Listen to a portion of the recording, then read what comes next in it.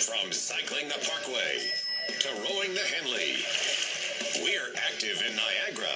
NewsTalk 610 CKTB.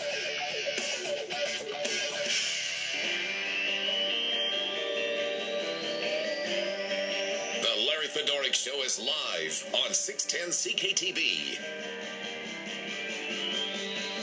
The story of Adam LaRoche is garnering a lot of attention, discussion. It's been developing over the last couple of days. This is a Chicago White Sox baseball player who walked away from the second year of a 2-year deal, left $13 million on the table, apparently because the president of that team said, listen, you're bringing your son to the ballpark every day.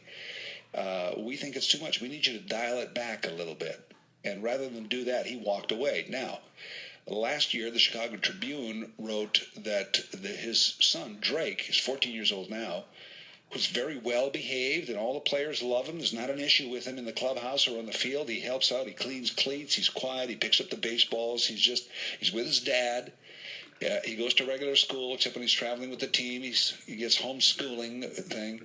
And Adam LaRoche, who is also the son of a professional baseball player and had those experiences when he was young, wanted the same memories for his son. So rather than say, no, you have to dial it back, he quit and walked away. Now they're still talking, and, the team threatened to boycott a spring training game, and this is all going on. But the discussion that ensued was kids at the workplace. How much is too much? Is the workplace for adults in work? And interesting article about this from our guest. He is president and CEO of IntelliCare Direct, a customer service solutions company. He is Gabriel Bristol, who joins us now. Mr. Bristol, how are you? Good, Larry. Thanks for having me on. Thanks. I read with interest your article on kids at work and some of the guidelines and things like that. Before we get to that, this case specifically, Adam LaRoche, what did you think of it when you heard about it? Well, the first thing that stood out to me, Larry, is this is a man of principles for sure. How many of us could stand on principle when $13 million is in our face, right? So you got to give him credit for that. And secondly, I had an interesting take on this. My thought was where the White Sox failed was that they did not make their rules around children in the workplace apparent from the very beginning. And then it appears they kind of changed them mid-course. What was acceptable at one point was no longer acceptable, and that becomes problematic when you're not clear and concise on what your rules and regulations are. Well, you make some great points there, one being that it's very common for, especially ballpark, for these players to have their kids at spring training, at the park occasionally. We've seen it many, many times. And some of these guys, Ken Griffey Jr., Prince Fielder, have gone on big careers of their own. But it wasn't 100%. This kid was there 100%. Is it possible that Mr. LaRoche took advantage of the situation? I don't know if he took advantage of the situation. That's a perception. One person would view it that way. The other one would say that he was an eager adopter of the policy that was in place, but de facto, because he was allowed to do it and other people were allowed to do it. So I believe that every organization has to decide for themselves what is too much or too little. But the point remains, for a long time, it appears there was no such thing as too much for the White Sox, and all of a sudden there was. So again, there wasn't communicated in a clear, concise fashion. Now, in your article, you said that you were a single dad, and you had to miss work occasionally for your kids, and this is sort of what drove you in the direction of how do we set up some guidelines and welcome kids at the office. Exactly. I was a sales and marketing director for one of the largest newspapers in North America. And when I was new to the newspaper, I was heralded because I was one of the most senior people brought in without any previous newspaper experience. And it had even been written about in a way that maybe my fresh perspective could help save the newspaper industry. We learned later nothing could. But anyway, but I noticed a subtle shift. During my tenure, I became a single parent. And I went from being applauded and lauded for my expertise and my skills overnight to being a problematic employee who couldn't be counted on. And literally that happened after the first time that I needed to take a day off of work without notice. One of my children became sick, too sick to go into daycare, and I couldn't find a provider that quick, so I stayed home for the day. And literally, Larry, the next day, I could see the difference, feel the difference. Well, a few weeks later, it happened again with my other child, and this time it really escalated up, and I was point blank asked if I could be relied upon, if I was reliable, and what my priorities were. And that was after 2 times. So that really got the wheels in motion for me. I started thinking about things. Now, I'm going to fast forward, you're a CEO now, so you can initiate policy and do things like that. I suppose anybody in a company could make suggestions, but when you looked at this, what did you say? First of all, was that kids are good? Kids can come to the office based on guidelines? Yes. When I saw that, I was really thinking about my employees and the company and the bottom line. And I was thinking in very far-reaching terms, and I realized a lot of my particular employees are single parents.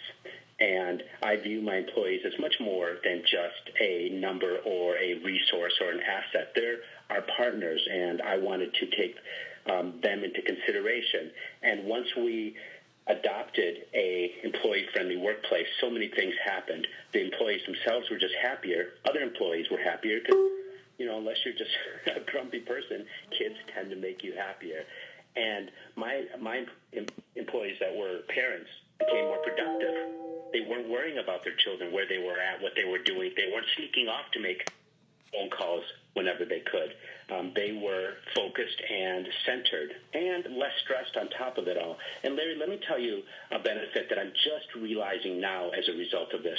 A lot of people from our generation and the older generations complain about millennials, complain that they don't know the value of work, they don't understand work, they don't have the same ethic we did. Well, one of our parents came to me and said, Gabe, before my daughter started coming to work with me every day, she aspired to be a mom, or or maybe not even that. She didn't know what she wanted to do. Now she says, from seeing you, I'm going to run a company. I'm going to be in charge. I'm going to learn about money and stuff. And she's only 8 or 9 years old, but that may stick. And we're seeing that with a lot of the children that are fairly frequently in our offices. So you must have some guidelines. This is not a free-for-all. And I guess company to company those could vary, but what are some of your guidelines?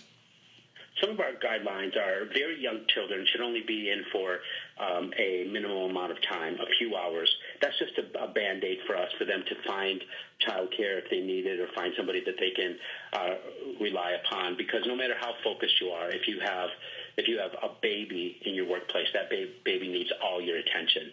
And then when the kids get older, they're allowed in there more frequently. We actually have a room for them where they can color, where they can watch videos, where they can read. So we keep them engaged and entertained, and don't give them run of the place. Don't get me wrong, though. I have put a few young kids in chairs with wheels and wheeled them all over all over our 27,000 square foot offices. But we certainly have some decorum in place so that we can run our business at the end of the day. One of the things in your article I loved was don't cry over spilled milk, and that's literal.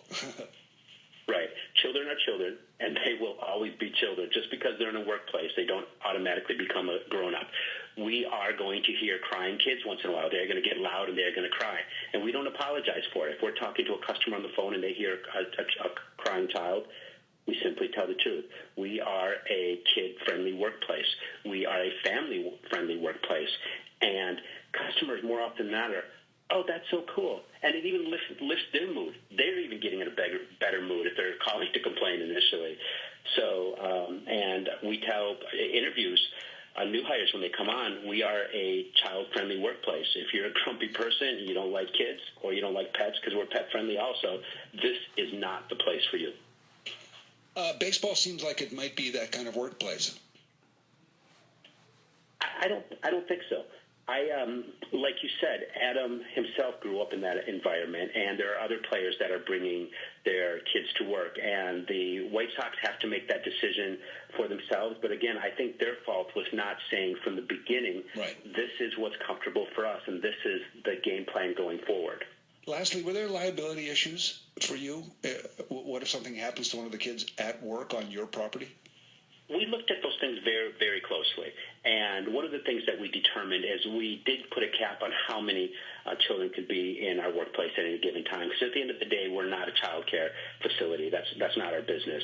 And then secondly, we have spaces for them so that they're not, running around climbing stairs and doing those high-risk activities that could put them in danger. So we're certainly always aware of that, and again, have our rules and regulations in place, like every organization should, including the White Sox, if they want to have a formal policy going forward.